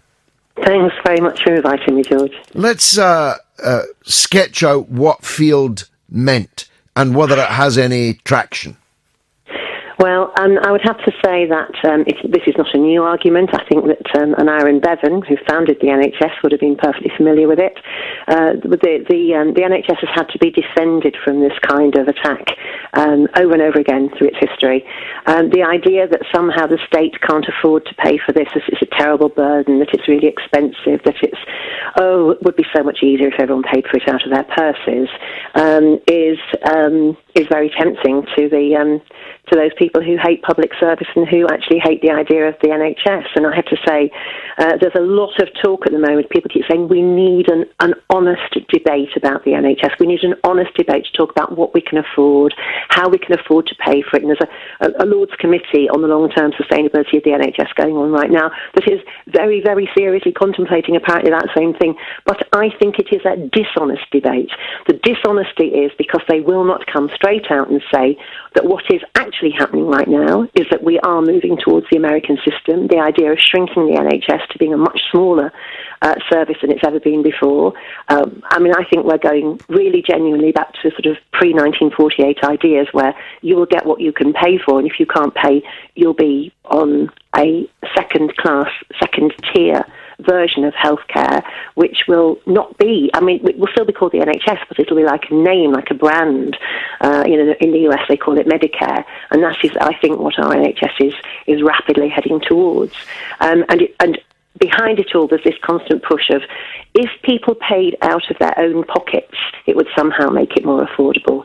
But actually, if people pay out of their own pockets, it simply makes it less equitable, it makes it less fair, it makes it less just, and it makes it less available. That's what it really does. Well, you're absolutely correct in every particular. But what is new is that this is a Labour MP Frank Field. I don't think that's so new. At least the last time I looked, he was still calling himself Labour. Where has this come from? Where has this emerged from, and who else is he speaking for, in your view? Well, I'm afraid that there have been a lot of very slow changes that have gone on to the NHS over the last 30 years. It started sort of at the end of Thatcher's period and through John Major, and then New Labour sort of took it up with great gusto, really.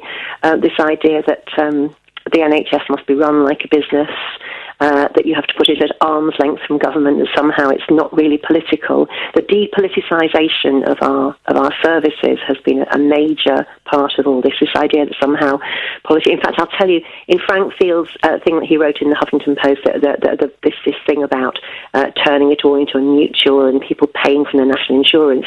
He says we need to ensure that politicians cannot get their sticky fingers on our monies that we earmark for health and social care services.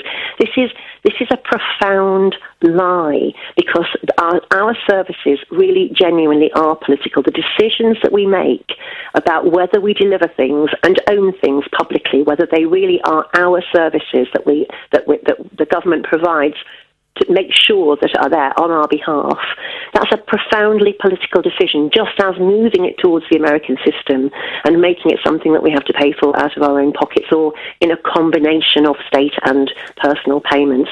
Those are political decisions. They're not just management decisions. They're not just somehow some kind of sort of technical or logistical question. They're profoundly political, and and so this fundamental it's very much like the American system. I mean, that's again, these ideas are being taken from America, I think, because the sort of whole Tea Party thing about how it's somehow terribly wrong for the government to do this thing called taking your taxes and spending it on your behalf. Well, we've had this amazing NHS for nearly 70 years, and we've had it because a hugely political decision was made in 1948 to provide us, the people of this country, with a health service. It was an extraordinary act of political courage. They had to fight. They even had to fight the doctors. The VMA were not happy about it being set up at all. But it's become part of a statement about who we are and how we look after each other and what we mean to each other. And it's being taken away, and it's being put into a sort of dog-eat-dog sort of commercial world where you'll get what you pay for, and you'll be lucky if you get charity if you can't afford to pay. I was just reading in a book quite unconnected with these issues about what existed in this country before the NHS, where if you the person in the story had a sick child who had to go into hospital to save her life, and after 4 weeks or 5 weeks in hospital, the parents got a bill which simply financially destroyed them. And they had to go into the poorhouse. That was what we had in Britain before the Second World War. We had charitable provision of second, sometimes fifth-rate health care for the poorest people, and the best health care for those with the deepest pockets. And it used to be a matter of national pride in this country when we looked across the Atlantic at its polar opposite in the United States. And now we've got a Labour politician seeking to take us even further, and I acknowledge the point you make, that we have been going down this road now for 30 years since Thatcher, and under both parties. But a Labour MP emerges in the Huffington Post, of all places, to suggest that we go farther and farther down the road that the Americans have had to travel. It's very depressing, I must say. I think there's something really, one of the things I find really upsetting about it is that it's this idea of the pushing of national insurance as being the way of paying for it.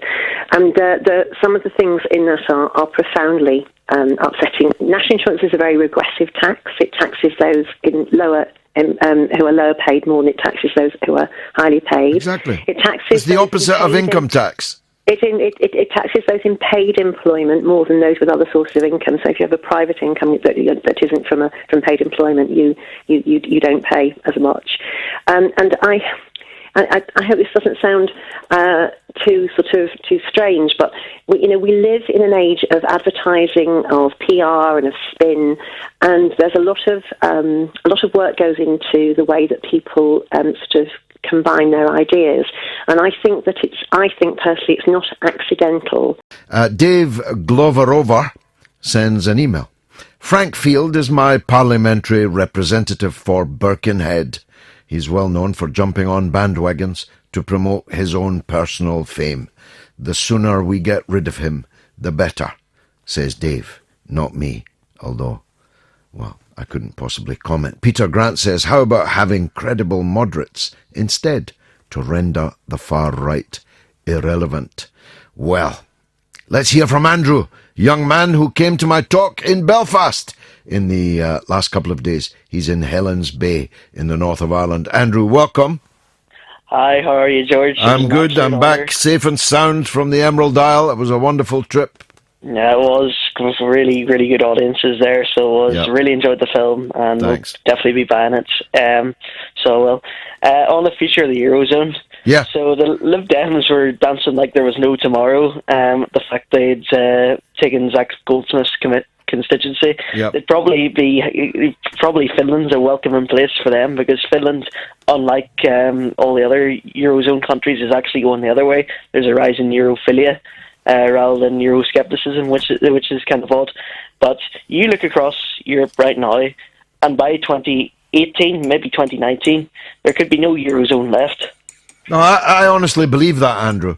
I don't know if the EU will formally disband, but the euro is doomed, in my opinion, and more countries are going to be having referendums about leaving the European Union. So the best thing that could happen is for the European Union to go back to the drawing board, to rip it up and start again. Because for people like me, I don't hate Europe. The very contrary. Well, I'm exactly the same, the very contrary. I love Europe. I love Europeans, as I love humanity. But I'm never going to support this EU system. And it needs to be broken, and people need to start again. Indeed. There's already been, I don't think it's only a new phenomenon with the Brexit and the referendums coming up. There's already been signals in the smaller states, like you've seen in Hungary. There's a very right-wing man, Viktor Orban. So there is, and they had a referendum early this year, a pretty disgusting referendum on whether they should take in refugees or not. Thankfully, there wasn't enough electorate to turn out that went through. But there's also been Poland and Slovakia. There's been signs there. But this weekend could be the big one. New governments have been elected in Moldavia and in Bulgaria. Both represent a very significant change on the European mainland in attitudes to Russia, in attitudes to the EU and to NATO. There's big changes underway, Andrew. Indeed there is. And in Italy, of course, Matteo Renzi has already said that he will resign if he loses, which is looking very, very bleak, bad for him from his point of view. And if you're wondering why, Italy's, very increasingly Eurosceptic, you just need to look at the economy. It's 2% bigger than in the year 2000. Like, that is bad. Yeah, and by the way, Andrew, I often hear people saying that young people love the EU, not the young people in Italy or Spain or Portugal. In the southern part of the EU, where 50% of young people are unemployed, ask the young people in Greece what they think about the EU. Andrew, thanks very much in Helens Bay. Let's hear from John in Hamilton. Go ahead, John. Hi, George. I'm good. An honour to speak to you. I must say, long-time listener, but first-time caller, so please go easy on me. No, of course. Thanks, mate. Before I go on to my Brexit point, George, I'm sitting here with a book in front of me, and it's called the Fidel Castro Handbook. You might be familiar with it. Written by my good self, yes. In the inside cover it says, "To John, with respect, George Galloway MP." I won it from you in a competition a long time ago, George, and it's I'm not an MP now, of course, but who knows, John? I might be back. Indeed. I should say as well, young Andrew that was on there sounds a real bright fella. Well, I met him in Belfast at my talk and film show there the other night. He's a very young boy, looks even younger than he sounds. Really? But he's a Good. very, very clever and knowledgeable boy. Very good, very good. George, my main point is about Brexit. And before the Brexit vote, I was probably 60-40 in favour of coming out. I wasn't determined to come out, but I thought on the balance it was the right thing to do. But since then, in the reaction to the result, I'm more probably 90-10 now on Brexit. And the reason, one of the main complaints that the Remainers come out with is that we don't know what Brexit was. We don't know what we were voting for. But what I recall from the campaigns beforehand was the likes of Cameron, Osborne, all the Remainers, they all without fail said, yes, we want to remain, but we want to modify it. But they never actually said what they wanted to modify it to, and what their Remain was going to look like. Yeah. But this is never challenged. None of the mainstream channels, especially Channel 4, BBC, they don't come back to these people and say, well, what was your Remain going to look like? Yeah. I think everyone knew. I think everyone who'd taken any interest in it knew that to come out meant you're coming out the single market, the freedom of movement, and the European courts. That was the main things. You're absolutely correct. And, the idea that 17.25 million British people were idiots or morons that didn't know what they were talking about is so deeply insulting, not least to the 17.25 million people, that it is breathtaking that these politicians continue to do it. But they can only do it because of the sheer power of the Remain camp in terms of money and media. The big money is all for Remain, all of finance capital, 99% of industrial capital, almost all the newspapers, the BBC, the civil service, all the think tanks and all the metropolitan elite who have a lot of power. But when it comes down to it, they don't have popular power, and that's why they lost it. And is there any way, I mean, Theresa May keeps saying Brexit is Brexit, but those three main tenets of it, is there any way that can be diluted? Oh, yes. I mean, we haven't even got to pressing the Article 50 button yet. The Lords will try and make conditional on the Article 50 being triggered that various things happen. Some of them keeping us in the single market, which of course means continuing with free movement of labour, and for that matter, the European courts having sway over our system, and other efforts will be made to say that you can go ahead and negotiate under Article 50, but you'll have to come back with the fruits of it for a second referendum, which of course invites the European Union to make the negotiations as difficult as possible. It means that they take the hardest possible line in the hope of getting a result that they want from a second referendum. Yeah. William, John, it's been terrific talking to you in Hamilton. Thanks very much indeed. Let me try and squeeze in William in Aberdeen before the break. Go ahead, William. Yes, good evening, George. I've been following your show since talkSPORT began. Oh, well, those were the days. I loved those days. Yes, and I also follow you in RT as well. Oh, excellent. You'll be glad that Ken from the Highlands has been rediscovered, even though he's now in Newcastle. Yes, and we are stuck with the SNP in Aberdeen, but that's a different story. Yes. But just a quick question. Politicians, when they come to the dispatch box, and they're sworn in as a politician, they've got to swear in the Holy Bible to tell the truth, the whole truth, and nothing but the truth.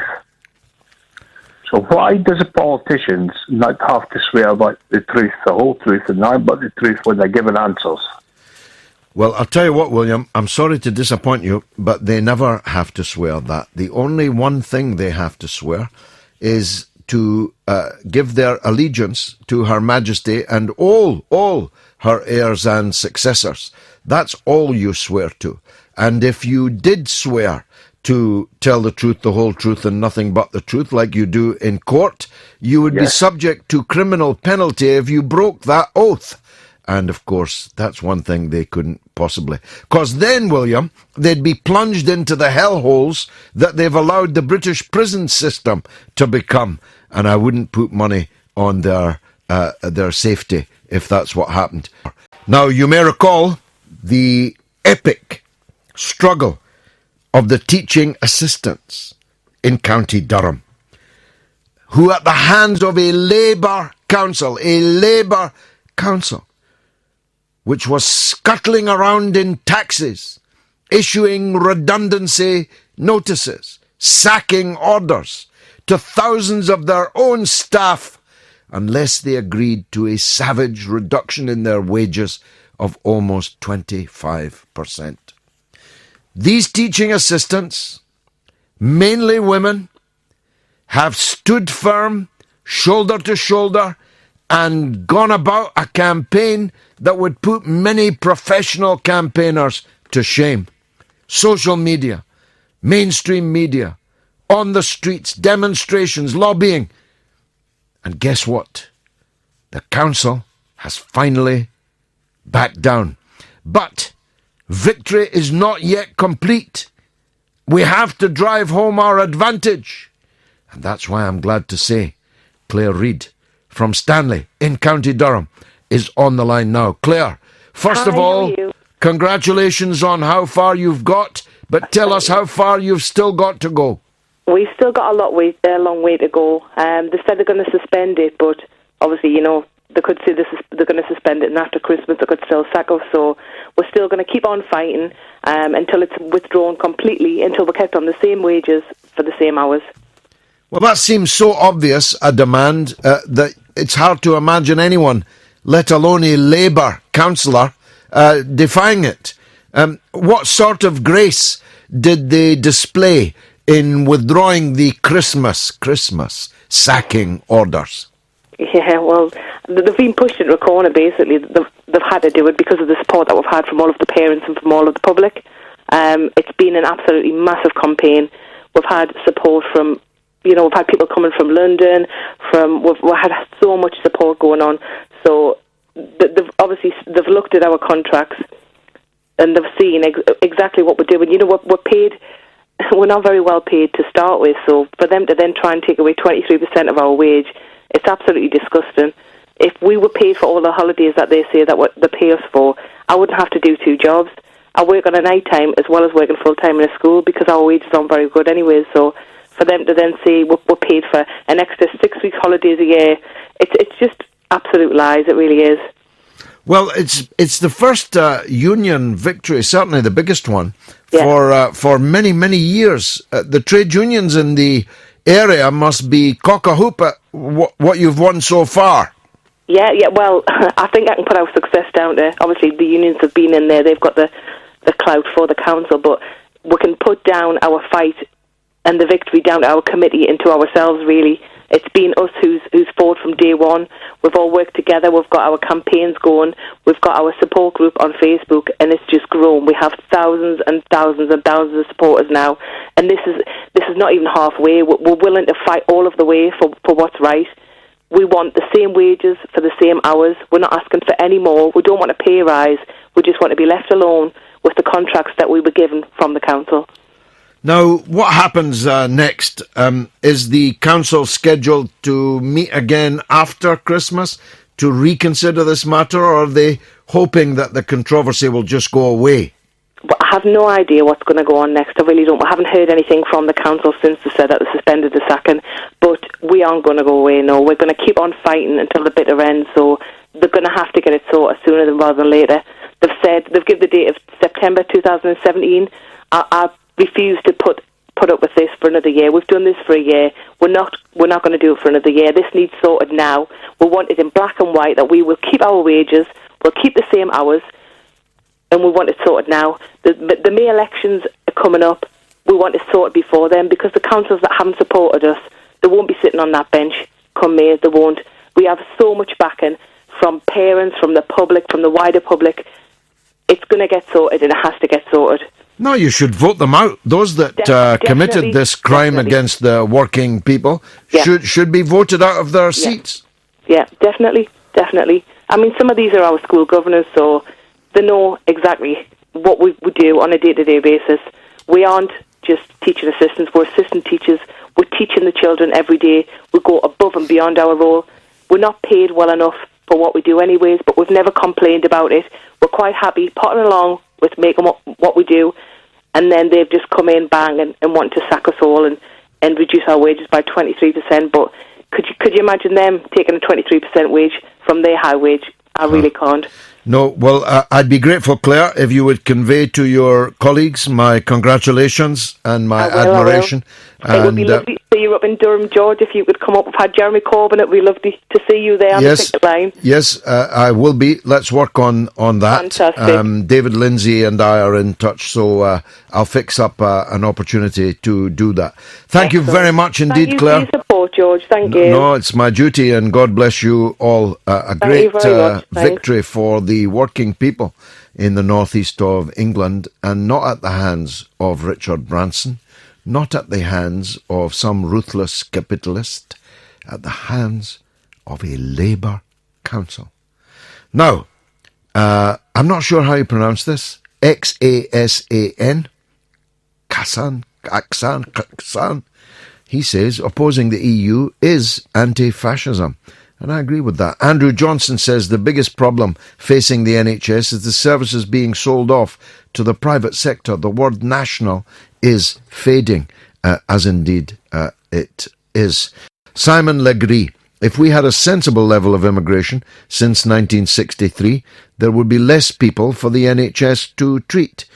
Well, that's true, Simon, but there might be too few to actually have the sixth richest economy in the world. And guess what? There'll be less people working in the NHS to treat the less of us that there were.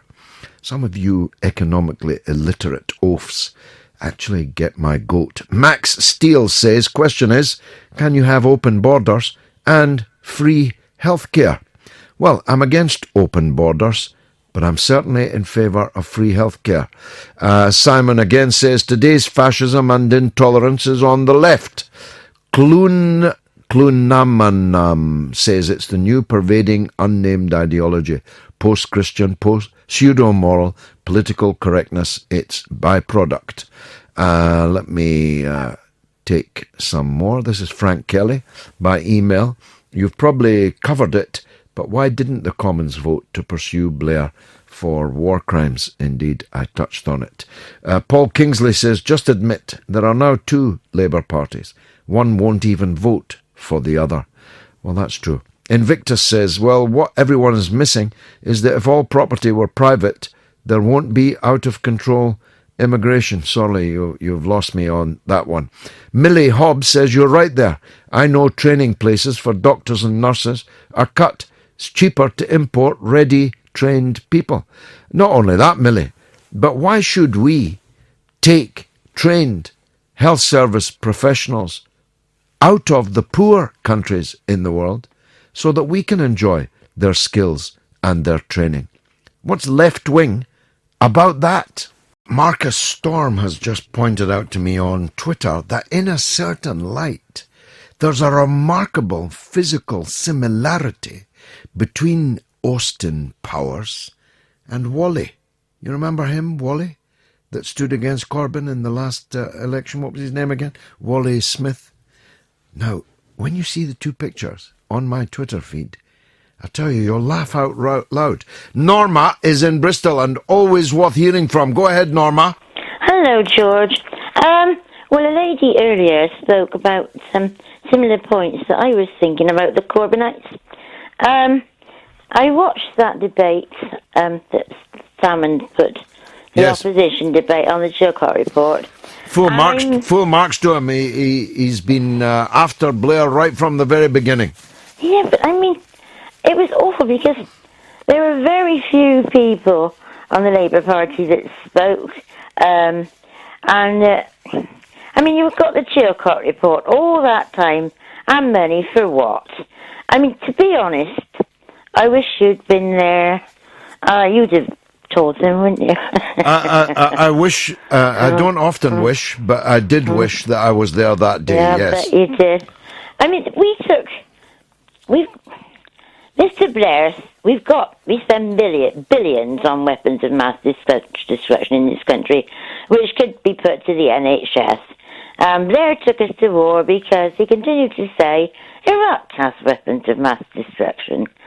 I mean, what I was disillusioned about was the number of people that did not support the left wing of the Labour. And I do think Jeremy Corbyn should have spoken at that debate. It's his principles, and he didn't, did he? He was nowhere to be seen. No, and he'll pay a price for that. He will. Because his lifetime of principle was his greatest asset. Some might say one of his few assets. The fact that he could always be counted on to tell the truth, to do what was right, is now in doubt as a result of absolutely unprincipled behaviour, of absenting himself from the debate and the vote. It was spineless. And I mean, I am a Corbynite, and I've followed him for years and years, but I'm worried about the Labour Party, I really am. Yes, you and me both. Norma, thanks for the call. Let me go to Rashid in Birmingham on Forecast for Europe. Rashid. George, is this the mother of all talk shows? It is. You're through to the right number. Thank you, George. I listen and learn. Can you tell me your opinion of Europe in 5 years' time, what it will look like, roughly? Give us a prediction. I think if the euro still exists, it will be used only by what you might call the most developed core group of European Union countries. It's more likely that it will have been destroyed. It will certainly not be being used by the countries on the periphery suffering mass unemployment, particularly mass youth unemployment, who simply cannot, because they're in a currency, locked in a currency whose value is set by the European Central Bank and by the economic pace of the richest countries in the European Union. It was ill-conceived from the very beginning. Thanks to Gordon Brown, we never joined it, or we would have been in the same kind of trouble. I don't believe myself that by 2025 the European Union will be recognisable in the form that it's in, and I'm glad about that. We should go back to a common market, which is what we joined in 1973. You don't charge tariffs on our exports, we won't charge tariffs on your imports. But we'll decide our own economic policy, our own fiscal policy, our own laws. We'll decide who comes into our country and who can go out of it. That's the kind of Europe that I believe we're headed for, and so we should be. Let's hear from Stephen in Richmond Park. Go ahead, Stephen. Oh, hi, George. Oh, a pleasure to speak to you. I'm not actually in Richmond Park. I'm actually in Welland Garden City. Okay, but you want to talk about Richmond Park? Yes, exactly, the by-election. And it is a pleasure to speak to you. It's my first time through to you. Thank you. And we should say, I was going to say that Miss Olney came out of her depths, but first things first, we should give her congratulations for winning the seat. And it reminds me very much, and I've remembered it for a long time, when you won the seat from Una King. Yep. I think it was Paxman who spoke to you in a most aggressive manner on the air. He didn't say congratulations. His first words to you were, how do you feel about taking a seat from a female black MP? Mm-hmm. You know, I mean, no word of congratulations to you from winning it. I mean, he needed a course in demos, you know, the ancient Greek, where we get democracy from. I mean, they teach that encounter at journalism school now, at broadcast school now. So it's become quite famous. No, of course, there's no doubt that it's a famous victory that she won. And I think that she's lucky to have won it because she was in the right place at the right time. I don't think she'll turn out to be a very great MP, but we'll see about that. And I certainly don't think that her leader's hubris on the Green this morning was wise, and I think it will come back to haunt him as quickly as next Thursday. It's a little bit silly, isn't it? I mean, they've got up to 9 seats now, isn't it? That's the ninth one. Yes. The way they talk as if they're going to form a next coalition or something. Yes. Go back to your constituencies and prepare for government. That, if you recall David Steele. Look, these people are the people who betrayed our students, who tripled our tuition fees, who kept David Cameron in power when they could have decided otherwise. They could have kept Gordon Brown in power. They could have made a coalition agreement with Gordon Brown. But they chose the Tories. They chose Osborne and Cameron and the tripling of tuition fees. Never forget it. All the misery of the last 6 years could not have happened if it wasn't for them. Well, when you imagine, George, well, you don't have to imagine that. I mean, go back in our minds. They felt so important. It was their 15 minutes of fame. When we saw the Liberal Democrat politicians marching back and forth, they went into Gordon Brown's team, then they were talking to the Conservatives, then back again. It was like they felt they were so powerful and important, weren't they? Yeah, all for a ministerial Montego. Stephen, thanks for the call in Welwyn Garden City. And the last caller, I fear, for the night is John in Glasgow, whom I always love hearing from. John, go ahead. Glad to hear it, George. Yes. You were talking about the NHS. I personally feel that the NHS, the biggest challenge, or one of the biggest challenges that as a country we have faced for I almost think many generations, is how to manage the NHS, which has become a behemoth of an organisation. That's not to denigrate it. It provides a wonderful service to everybody in this country, but it's how we manage it. It's bigger than government. It must be the biggest organisation in the country. And one of the most fundamental flaws, I feel, is that people don't know what it's worth. They don't get a bill. Now, that doesn't mean to say they've got to pay a bill, but if the people in the country, and I, at one stage, got bills for health care, which fortunately my insurer paid. But if you get a bill and you know what it costs, you turn up for your appointments. You don't miss your appointments. You see what the service is doing for you. And people, generations, have no sense of what the NHS actually does for them. That operation they had, what it actually costs in hard cash. No, I think you're onto something there, and I've long advocated what you might call hypothecated taxation, so that your tax bill is broken down into what it's going on, and it would be possible to say that X amount of pounds that you paid in tax this week, this month, went to the National Health Service, and X amount of pounds went to buy some nuclear weapons. And that would encourage people to support the National Health Service and discourage them from spending more and more on nuclear weapons. Yes, and but it's at a lower fundamental level. I mean, there is obviously costings in the NHS, but it's all invisible. It all happens behind the scenes, and it happens in an almost surreal world. What this costs, that costs, where these costs go to, how they're met. And I think personally it leads to a degree of inefficiency because it almost invites wastage within the system. I'm not so sure, and I'm not sure I agree with the resonance of the word behemoth that you used, because it seems to imply that our health service is bigger than other people's, and as a matter of fact it's smaller. It's smaller than the French, and it's much smaller than the hyper-capitalist model in the United States. That's much, much, much more expensive than a national service, free at the point of need, paid for from general taxation, and blind to your own personal wealth when it comes to deciding what treatment you can get, John. Yes.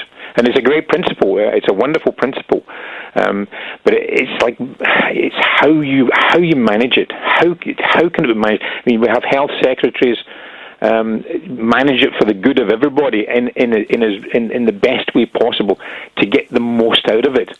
And that is, I think, something that as a country, as a nation, we have struggled with for quite a long time.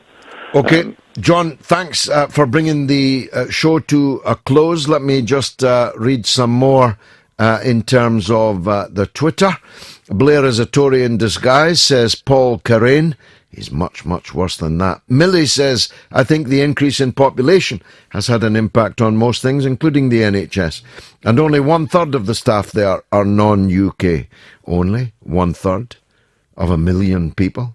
A Brexiteer says, Corbyn, all talk, Labour spiralling into a party of champagne socialists who've lost touch with the working class. Well, let me tell you that Jeremy Corbyn never drunk champagne in his life. Philip says, who's going to pay for them to be built? Immigrants on 11k who are exempt from paying any tax. I'll tell you who's going to pay for them to be built. The government is going to pay for them to be built. If Donald Trump can spend hundreds of billions repairing the infrastructure of the United States of America, Donald Trump, the arch-billionaire capitalist, can spend public money on vitally needed improvements in the United States. A British government can do it there. It's council houses we need. And think of the work involved in building them. It's been marvellous for me. I hope it was for you.